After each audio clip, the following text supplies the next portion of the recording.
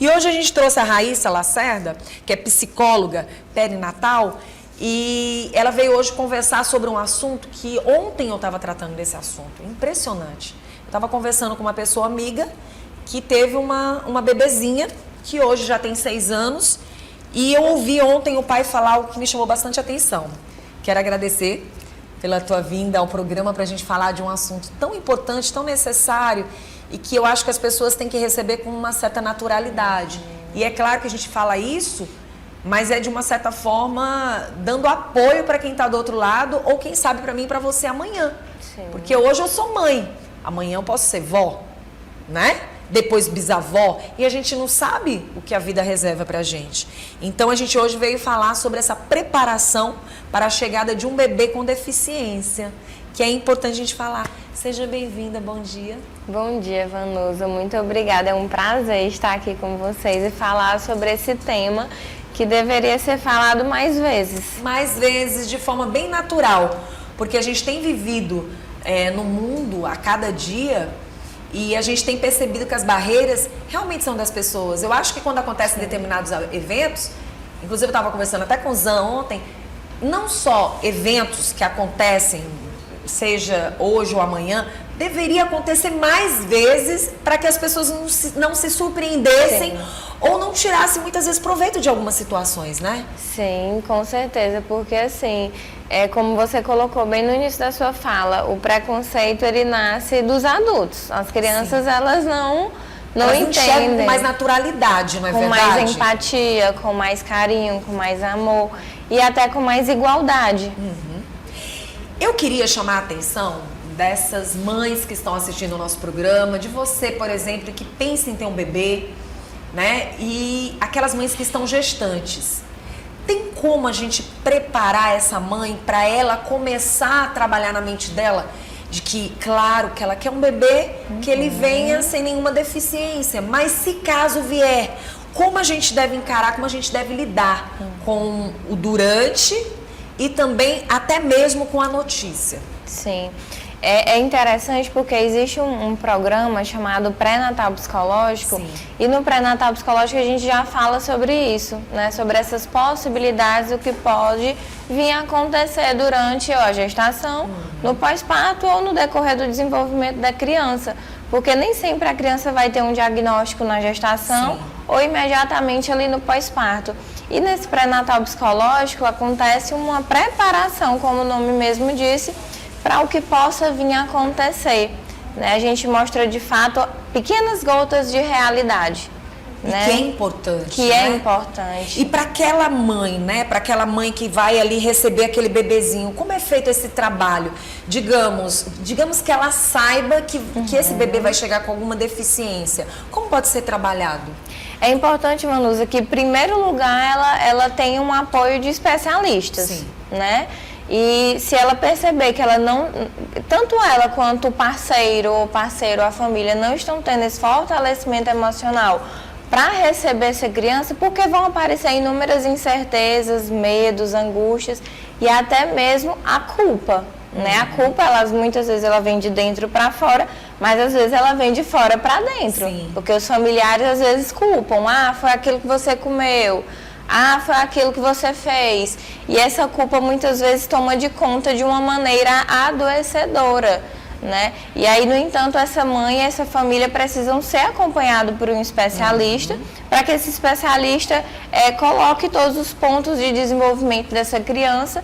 E um ponto que eu acho muito importante, é um dos recursos terapêuticos mais eficientes e benéficos nessa fase, nesse ponto de vista, são os grupos terapêuticos. Quando você conversa com famílias que já enfrentaram as barreiras que você está enfrentando hoje, você consegue ter um fortalecimento emocional mais eficaz. Eu achei interessante essa sua fala, porque ontem, ainda conversando com essa minha amiga, ela disse, nossa, Vanusa, 6 anos se passaram. E nesses 6 anos, se não fosse a minha filha, a gente ouve, a gente sente assim uma luz gigantesca, né? Inclusive eu ouvi um pai dizer, olha, se não fosse minha filha eu nem sei o que seria de mim, eu nem sei se eu estaria aqui, eu nem sei se eu estaria vivendo tudo que eu estou vivendo, se eu poderia ver e enxergar as coisas como eu enxergo junto com ela. E ao mesmo tempo aquela mãe mais amadurecida dizendo, nossa, se eu soubesse que seria tão bom, eu não teria me desgastado tanto emocionalmente. Isso é um outro lado que tem que ser trabalhado, né? Como é que, na verdade, a gente vai receber esse bebê? Porque esse bebê, até quando ele chega, ele também tem que ser bem recebido. Seja na barriguinha, depois que ele chega, quem vai ali visitar, os familiares, como a gente pode preparar essas pessoas e como a gente pode receber esse bebê? Uma grande dificuldade é justamente essa, né? A forma que você vai receber, que a família vai receber esse bebê.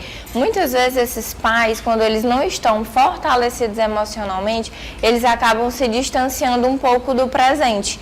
Porque as incertezas do futuro tomam de conta. E essa dificuldade de vivenciar o presente acaba atrapalhando a vinculação dos pais com o bebê ou da família com o bebê. Então é interessante que a família comece a pensar nessa criança, nesse bebê, como uma pessoa que vai ter um desenvolvimento determinado, né? Vai ter as suas potencialidades e pensar num projeto de vida para essa criança, talvez um novo projeto de vida, mas que não se deixe perder esse projeto de vida. Como trabalhar os sentimentos da mãe? Que muitas vezes a gente sabe que a espera de um bebê já causa toda uma situação dentro de si, né? E depois que esse bebê nasce, né? Como a gente deve cuidar desses sentimentos da mãe? Como tem que ser trabalhado? A gente sabe que tem que ter um especialista ali perto, ajudando, mas como é que a família pode trabalhar esses sentimentos dela? Primeiro, a família precisa ser uma rede de apoio, né? Porque nem sempre a família é uma rede de apoio. Nesse momento do diagnóstico, da notícia, é interessante que a família se torne realmente um apoio, uma rede de apoio para essa mulher, para esse pai, para esse casal. E entender também as dificuldades que esses pais vão sentir, né? Não é só a criança que precisa ser acolhida ao nascer, os pais precisam também ser acolhidos. E simples gestos, Vanusa, como por exemplo, você está precisando de alguma coisa, você quer que eu vá na consulta pré-natal com você, você está precisando de alguma informação que você ainda não sabe, eu posso conversar com um amigo que é especialista para te dar algumas orientações, eu estou aqui com você, você não está sozinha, seu filho vai se desenvolver, a gente vai ajudar nesse processo. Um apoio, realmente um acolhimento. Porque nesse momento você mexe com os sentimentos da mãe, mas não deixa de mexer com os sentimentos do filho, porque ele está ali sentindo tudo. Tanto na barriguinha como logo depois que nasce, né? É e verdade. Esse sentimento de amor ele tem que estar presente. Sim, com certeza. Né? Esse sentimento de acolhimento, né? Que é como você lidar com esses sentimentos da mãe. Porque ali não é só uma mãe que está tendo um bebezinho com deficiência, mas é uma mãe que passou por todo um processo da gestação e até da própria, muitas vezes, cirurgia. Sim. Né? Tem o pós-parto. Quantas mulheres não entram em depressão, mesmo não tendo um filho deficiente, né? Milhares.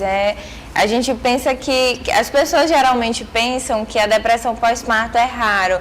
Não, é muito comum. Né? Em mulheres que tem um diagnóstico do filho, é mais comum ainda, né? Não esperava, é como você disse, geralmente a gente espera que o nosso filho nasça com muita saúde.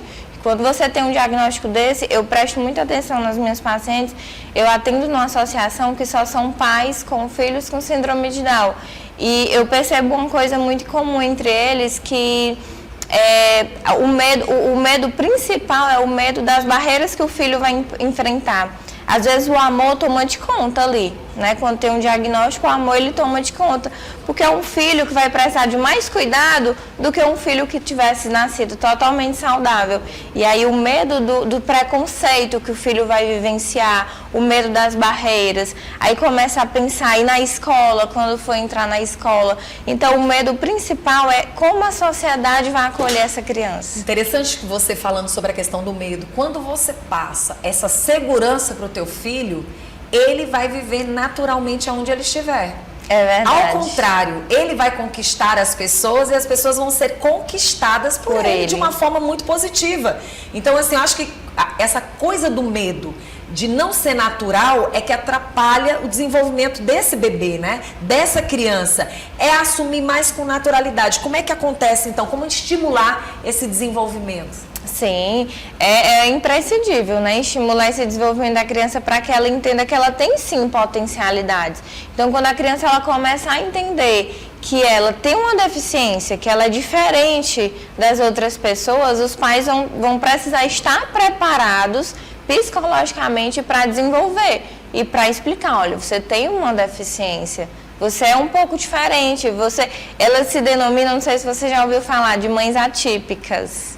Interessante. E aí eu acho bem interessante porque elas já começam a se preparar desde a gestação para como que elas vão desenvolver a criança já na adolescência, na vida adulta, e esse desenvolvimento no sentido de oferecer autonomia para a criança mesmo. Ah, não, meu filho, vou ter que banhar ele para o resto da vida. Não, seu filho é capaz, você pode desenvolver essa autonomia dele começar a aprender pequenos comandos, dele começar a aprender pequenas atividades com o próprio autocuidado dele.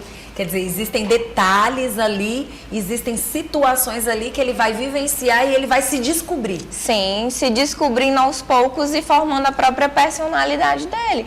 Porque a gente não pode esquecer que uma criança atípica, ela vai ter a personalidade, vai ter o seu desenvolvimento determinado e a gente precisa influenciar com que isso aconteça da melhor maneira possível. E é legal falar disso, né? Falar desse assunto, dessa forma como existe esse desenvolvimento, porque com certeza ele vai ter alguma habilidade, ele vai ser com certeza. bem mais completo em situações que muitas vezes eu e você não somos. É verdade. Né? Isso é que é legal. Então, assim, eu acho que trabalhar a cabeça da família, mas também trabalhar a mente dos que estão chegando ali, para entender que é tudo muito normal. Sim. Na verdade, o que muitas vezes não é normal é o preconceito que está dentro da gente. Isso é que, na verdade, tem que ser vivido com mais naturalidade. Ah, Vanus, é fácil falar quando não se vive. Mas Deus nos prepara até para isso. Com certeza. Para a gente saber lidar e para a gente saber falar com o outro. Porque amanhã ou depois é você que pode estar falando com alguém. Né? Então a gente tem que passar essas informações. E eu gostei muito no início que você falou da fala, onde você deixou bem claro, as pessoas têm que aceitar e desenvolver esses momentos com mais naturalidade. Né? O dia a dia tem que ser assim, não um dia só do evento, mas vários outros dias. Contratar pessoas assim, para de repente você levar para o seu pub, para você levar para um local onde você vai ter mais pessoas, vai se casar, leva uma pessoa assim para cantar no seu evento. Quantos músicos a gente tem aí? Vários bateristas, né, Ed? Vários bateristas. Então, assim, as pessoas elas têm que passar a inserir mais pessoas com deficiência em momentos do dia a dia, né? Vai ser assim que a gente vai bater de frente com esse tal desse preconceito. Sim, quebrar barreiras, né? Sim. Quero agradecer pela sua presença. Faltou alguma informação que a gente venha levar para quem está em casa? Eu acredito que, assim, é interessante que você, né, que acaba de receber um diagnóstico ou conhece alguém que recebeu um diagnóstico, comece a pensar, como eu disse agora há pouco, num projeto de vida para essa criança. Né? Essa criança vai ter um projeto de vida, talvez não um projeto de vida que você pensou desde o início, ou até mesmo antes de engravidar, mas um novo projeto de vida. Verdade. E que não se perca. Quero agradecer aqui pela presença da nossa queridíssima Raíssa, que veio hoje para o nosso programa para falar sobre esse assunto tão importante, e agradecer de verdade. Venha sempre, está convidada para estar aqui sempre com a gente. Já lhe desejo um Feliz Natal, um Feliz Ano Novo, muita saúde e coragem todos os dias para você. Para você também, Vanusa. É um prazer estar aqui com você. Prazer todo meu.